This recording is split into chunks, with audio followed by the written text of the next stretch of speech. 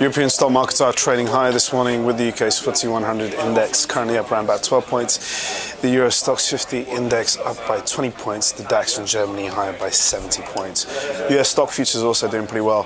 The Dow Jones Industrial Average front month futures contract is currently up around about 18 points. And the corresponding S&P 500 contract is up around about 2 points at the moment. Gold in the commodity space is doing pretty good as well, up around about $8. In the FX space, US dollar, yen, all gaining. Euro looking pretty stable, so all quite calm in the FX market, and the risk-on tone means that core government bonds are seeing outflow of capital, moving towards more riskier assets. UK gilts and German bonds are trading lower. Good morning, I'm Ishaq, Siddiqi, and welcome to your daily market bite. It is Friday. It's also Valentine's Day, so happy Valentine's Day to you all. And I'm going to give you guys a quick idea of what's shaking around the world. So let's kick it off with the overnight session. In the US, we had poor retail sales, and we also had rising jobless claims, two pretty downbeat economic data reports. But that said, the Dow and the S&P still registered gains. The S&P closing up around about 0.5% for the day now. Investors seem to be shrugging off the poor data and continue to attribute it to pretty poor weather conditions in the US during the month of January and also February. So on the whole, investors were somewhat comfortable with the data. They didn't see it as a reason to turn negative on the US economy, and are just waiting for more economic data clues before they really start forming a solid view of what's going on in the US. Today we have the University of Michigan confidence report, and we also have industrial production data from the US. Industrial production most likely to be hit by the severe weather conditions, so investors are looking for a poor result on that front. Going into the Asian session, apart from the Japanese Nikkei 225 index, all other indices were doing pretty well, feeding off from the positive session in the US. In Asia, we had Chinese data out. CPI was steady.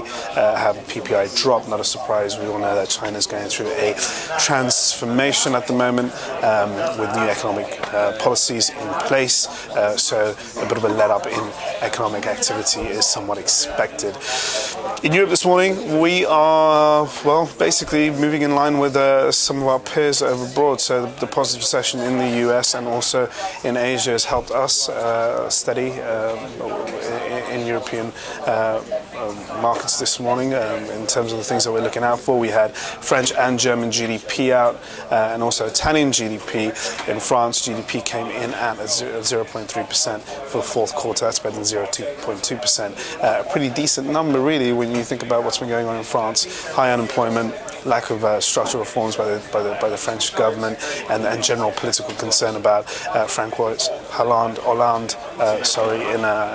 the president of France, and his ability to really steer the French economy out of a recession and into growth zone. So all that being said, 0.3% isn't a bad number on the whole. Germany reported GDP of 0.4% for the fourth quarter, which is actually okay as well. Again, reaffirming Germany's position as the growth of the Eurozone, as the engine of growth in that country, in the overall Eurozone area. Italian GDP came in at 0.1%. Again, also not too bad when it comes to the overall picture of Italian economic activity. Italy was posting flat to negative readings for GDP for the past few quarters. So it's slowly moving its way out of a recession, although you can't really get too excited about 0.1% growth. Most importantly in Italy, what we've got going on right now is this a switch in leadership.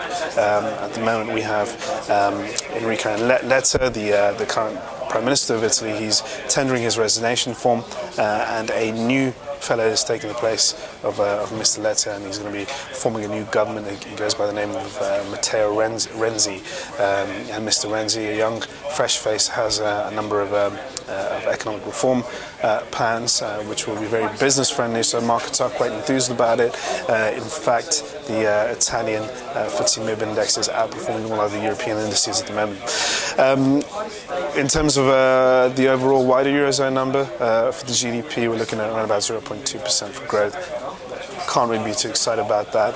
The Eurozone still has many problems, but on the whole, when you look at it on a historical level over the last few years, the Eurozone is finally starting to show some growth, albeit very meagre. UK construction data just came out, not bad, 2% on growth, so a decent number. We've got to remember that this data for the UK construction PMIs is actually before the recent floods that we've had in the UK that have devastated parts of the country, particularly around Surrey and also up in the north of England.